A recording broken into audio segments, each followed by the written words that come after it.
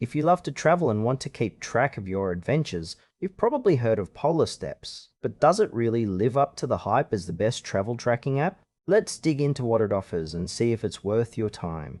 Polarsteps is designed to help travelers document and share their journeys effortlessly. The app allows you to create a digital travel log, automatically tracking your route and locations visited, which is pretty handy if you're someone who enjoys keeping a record of your travels. The user interface is clean and intuitive, making it easy for anyone to jump right in. You can add photos and notes to each step of your journey, and it even compiles a map of your travels, which is a great visual representation. However, while the core functionality is strong, I noticed some areas that could use improvement.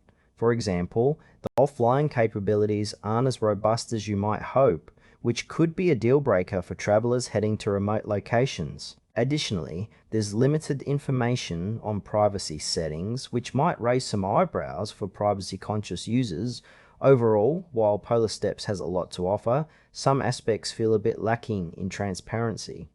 Let's break down the pros and cons. On the positive side, the automatic tracking feature is a standout. It saves time and effort, allowing you to focus on your trip rather than constantly updating your log. The visual map of your travels is also a nice touch, making it easy to see where you've been.